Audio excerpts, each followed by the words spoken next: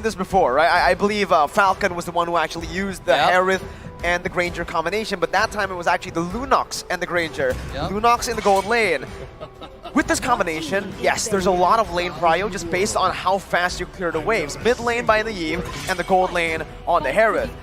With this composition too, you still need that physical damage, and hey, Granger works, right? So I'm looking at it too. I'm thinking about the Granger, but the Martis is to be banned out by Team Hawk. You're also seeing the Hilda ban, which again is setting up for that just vulnerable jungler, but can be the Granger. Yeah, no, you respect the Min, right? You respect Min. The Min. The way that he plays. But now that we've been talking about the Granger so much, the one big danger that he has is if the peel for Team Hawk melts quickly, the whole dive versus dive situation just crumbles for them if they have a Granger jungle. Because you're still a marksman. You have to still consider yourself as a marksman and protect yourself. Now going into the picks after the cool friend, the Hayabusa get banned, is the Granger still looking good? I think it is. I think it is. I mean, like, all the diver ban.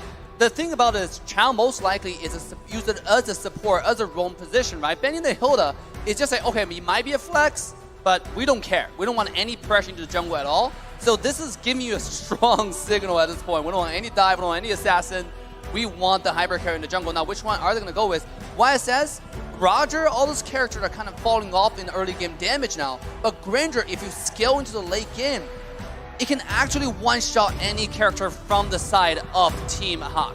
Yep, that's what I was going to say. Like, for Echo here specifically, right? I think I just got on the same page as you guys. Maybe Echo, maybe Carl Teasy, right? But with a Ling on the other end, can it go fast enough? I mean, it's because right now, if Echo just goes for the Granger, right, you are going to be very vulnerable to the dive that Ling and Cho have. Thing is, though, you're not the sole damage dealer. If you do get targeted, you still have that Zaman Force on the Harith, you still have the Yi, and no Granger. It's the Yi Sun Shin from Carl Teasy. First time at M4. My goodness. It's a debut. It's a debut alongside the Ruby. So I'm guessing that's the roamer. Ruby in the hands of Yaoi. Yi Sun Shin, we mentioned how possibly he could be on the decline, but he did get a little buff in the last patch. And also, I want to say something about the YSS. This character, the reason why it's not as good as hybrid character Granger is because the meta is heavily focused on tank. But if you look at Team Hawk, there were squishy characters, right? Yeah, Chow might be a little bit tankier, but Valentina, Claude, especially when Claude jumps onto the YSS, he might just jump into his own demise. Yeah, and also, he got a rework wherein in his passive, there is now a built-in movement speed, so he can help kite. Yep. Oh, man, I don't know, though. Personally, I've tried the Yi Sun Shin. I'm no Carl Teasy, but it did not work, man. No damage. Even though I just scaled off to the late game, I got all of my items. Level 15. Again, no Carl Teasy. I'm not a Carl Teasy, but did no damage. Full disclaimer. Full disclaimer. I'm no Carl Teasy. But were you also going against like 2 tanks on the other side? Yeah, I was up against a lot of dive. That's why I did nothing. I just can't dove on, but I did not have a Yaoi peel as well. So, Yaoi on the Ruby. Last pick, Phoveus. On paper, it looks amazing. I'm liking it because, again, you have a Yi Sun Shin with Harith. that passive you want to trigger, the Harith. Ruby. The Ruby. Yuzhong has a nice dash in there built into his kit. Yep. Is this trouble? I think it is. For Echo? Are they going to crumble under the demonic force? Well, the demonic force is going to be a massive weapon that they can use, but look at the crowd. This is a weapon that both teams can use. The support coming in by both Echo and Team Hawk as we get ourselves ready. Let's hear it once again. Tennis indoors in Nyan for Team Hawk and for Echo in game number 4. As both sides now walking into the game, both teams are trying to get as much vision as they can. They both play really aggressive. Look at Min, looking for vision immediately. And by the way, that's a sexy Ruby skin right there. Yep, I wonder what it is. The Aspirant skin, released a month ago, and you just gotta grab it. I think the timer's running out on that. Go get it. Now, look at this aggressive move by Min. Checking in. Can he get trapped in by Yaoi and Sanji? Uh-oh, it's also a lane swap. Once again, the Malaysian swap here. As Min jumps in, is able to actually buy some time here. Flickers out to safety. Wow, I mean, already really aggressive. It's Min. You know, yes, he's getting cornered by 3 people, but remember, it's Min, right? He's unkillable.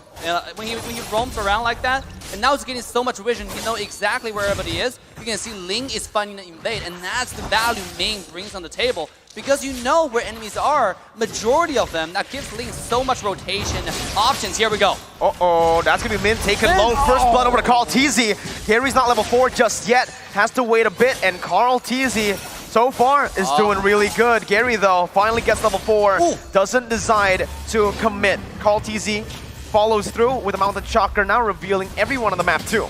Impressive target acquisition by Carl TZ here. M2 Grand Finals MVP. You saw how he knew that the orange wouldn't reset, and then he just picked off Min and then moved on. Wow. Yeah, very accurate. Now 15 seconds before the turtle. Min is level 3. We have about 3 level 3s right here, actually, from the side of Hack. And you have more, I think, the same thing, about 3 level 3s from the side of Echo. It's a completely even game so far. Now, with the late game scaling, like YSS, this is looking good, actually, to the favor of Echo. It's just, again, right? Team go. Hawk were trying their best to invade an enemy team, but it actually just gives Echo a bit of an edge, because now Carl TZ, he got a first blood. Sanford as well on that winning lane, able to get to the turtle side first. The mid control is fully controlled by Echo. And this is where you start to question, is this Yisun Shin going to actually snowball? Is this going to change the landscape of our metagame? But again, it's been, what, 2 minutes and a half? 2 minutes and a half, we can't say exactly that Yisun Shin is the new hotness again. Not yet. Some people like the meta, somebody don't, but to me, the meta is just versatile, right? I agree. Is it going to change? We don't know, because everything is possible. Like, you can have hyper carry jungle, or you can go to the goal lane. Here we go on the top side, though, Sanford. Lola gonna be able to bring him back now. The Demonic Force is ready, and that's gonna be the knockout by the Tempest of Blades. Good kill over to Gary. Lola just funnels it back onto Gary for more damage so that he can actually dive in towards the Yisun Shin later. And just as Min has done throughout all games in this series, he's doing so much. He's moving around. You never really know where that show is. And I think that's what makes these two-man engages from Team Hawk so scary, because you're never sure if the Cho is around. You're never sure if Min is around. And look at that. Quickly making work. They converted from that 1 kill on Sanford into a turret. 3 minutes in, by the way. That's an early tower. And again, a lot of people don't see this, but I'll give a lot of credit to Min for giving the vision so Link can roam freely to find the kill on the top side and then move that to a tier 1 tower 3 minutes in. That is absolutely insane, because even though the gold looks very similar, there's not too much gold differences right now, but open up the map will open up the snowball. And that's the word, that's the focus of this series. Yep, about 20 seconds away from the second turtle. Might be more room for Team Hawk to do it, because again, they did pop that left part of the map for them. The top lane, tier 1. Bottom lane, though, what's Benny Cutie to do against Panda, given that they have gone back to their natural lane? Yeah, now look, the second turtle. YSS already moving the turtle to the blue side. Here we go. Min gonna be able to jump in now. Looking for the Kundo and the way the Dragon to bring Yaoi back, but it's gonna be Sanford who finds a Petrify onto 3. Gary gets a Tempest of Blaze onto Yaoi, finds a kill. Sanford still on the back line, knocking man up, but Gary picks up the turtle and goes back in on the Carl TZ with a double kill now onto Sanji. He's looking for a triple. He dives in under the tier 2, but he's not gonna be able to find it. Sanford still hunting. Lola getting out. Gary dashing out of the wall, but Furious Dive follows it through.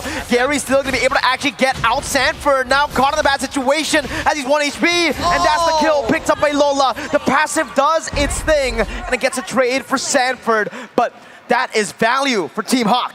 Oh my god, what a team fight there. You can see the value from the Demonic Force in that team fight in full display. We talk about what to do about this ultimate. You don't really have much choices right now at this point. You just have to wait for Lola to wait out the ult, you bait it, you dash, you commit a team fight, do the poker face that Echo like to do, right? Go bait out a skill and then just wait. I think that's probably the only option you have. So far, Team Hawk has grown into this series. They are ahead about 2K. Min admitting to the fact that ever since Team Hawk was formed under MPL MY, they were gunning for M4. Imagine that, being a qualifier squad, going straight to becoming champions, competing at the world stage. They catch Yaoi. Yaoi also getting brought back by the I'm Offended, terrified down. Min still looking for one more knock-up. Yaoi not able to connect his own I'm Offended. But in the enemy jungle, Carl TZ is gonna fall, and this was exactly why we thought it's not gonna work. Gary! Oh! Super fast hands as he just styles out of there. What a style there. I mean, just changing skills. And Karate is definitely falling off, right? You can feel like he doesn't have the damage or the survivability. If you don't have the support from Yaoi, it's going to be a problem. And here we're going to bottom side. You can see, thanks to the advantage they got from the jungle, they're able to push a bottom tier 1 tower. Oh, here comes the hook. Yaoi gets the I'm Offended. Panda still able to get out with the BMI. That's going to be the way Dragon popped in by Min, but it's going to be 2 members taken down. Make it 3. Someone else fell on the other side of the map. Wow, what a fight that was forced in by Dance Circle out in the stands. But as we speak, Team Hawk back into their dominating ways here in game number 4. 6 minutes in, no turtles so far after that first one for Echo. So I can only imagine what Carl TZ is feeling. Is this the Yushin Shin you were talking about, Mirko? Yeah, I mean, again, based on my experience, I've played like 5 games on the Yushin Shin, the new Yushin Shin in this patch, right? And even when I get the late game, even when I get a few kills early on, I just don't deal as much damage as you would normally do.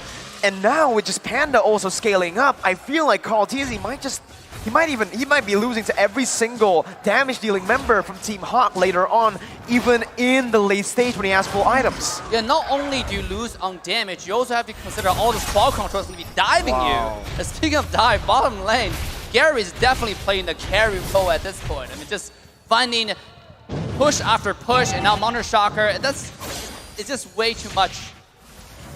And the siege as well, you can see. Every tower. Yep, THQ still in control, now 3K ahead, almost 8 minutes in. Let's check out the items, exactly what is Benny Cutie building up towards. Because, again, this is the one point I think that Echo is ahead on, right? That gold lane matchup. 5,700 gold compared to the Claude, which is still standing at 5,500. Honestly, looking at it right now. Look at the Ling, though.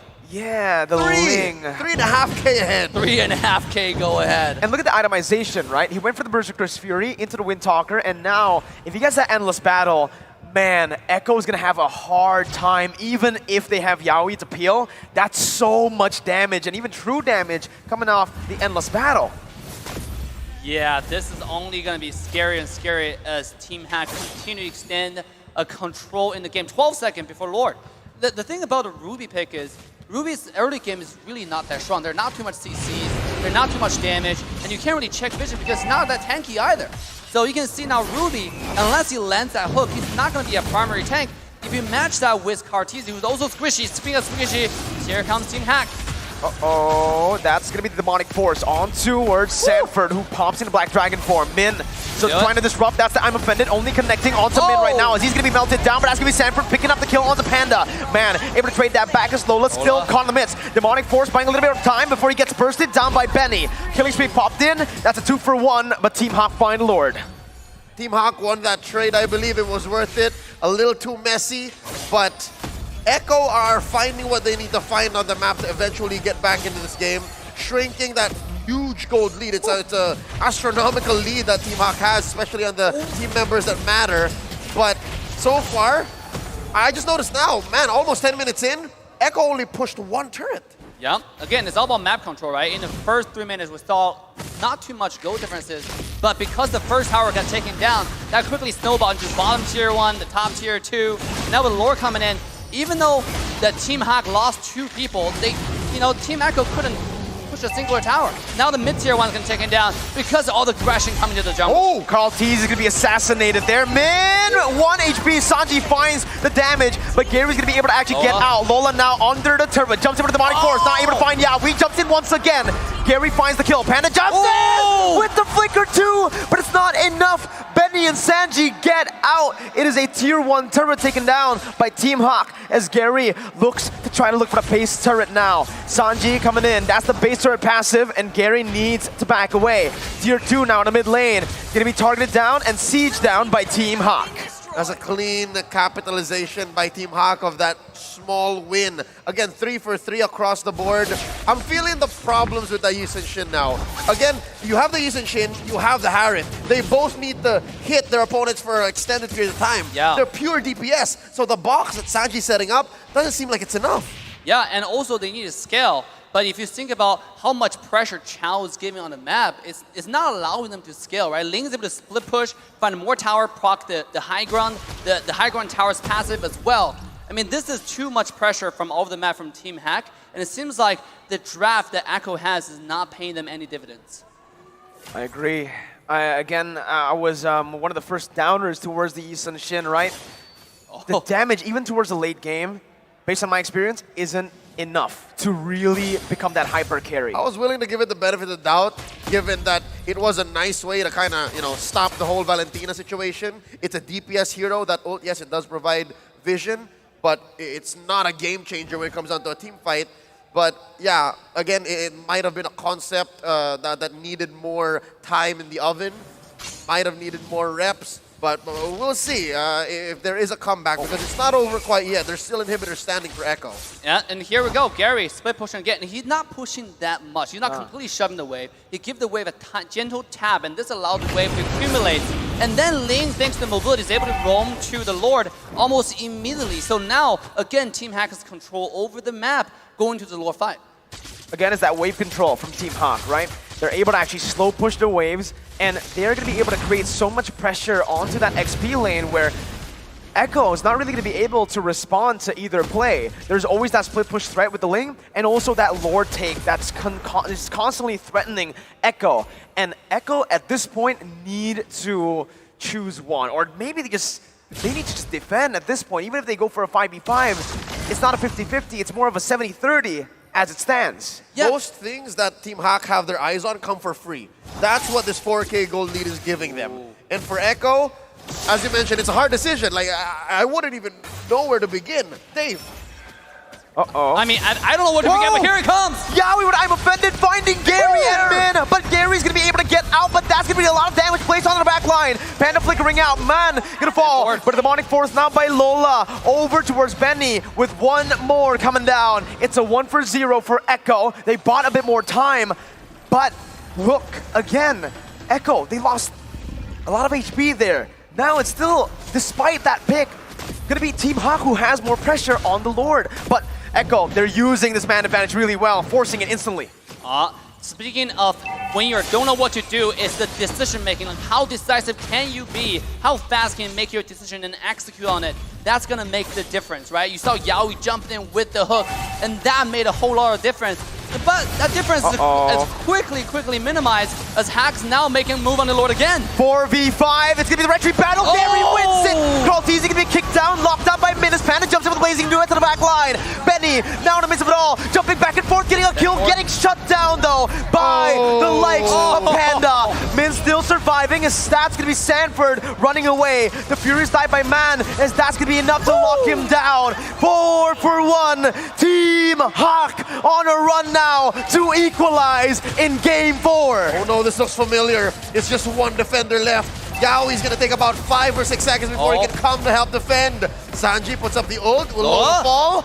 Nope. All right. No. I think Echo's still in this. Yep. Sanji still dishing out damage, poking them down. Mid lane base server gonna fall. BMI popped in back. Yaoi very close to getting that I'm offended.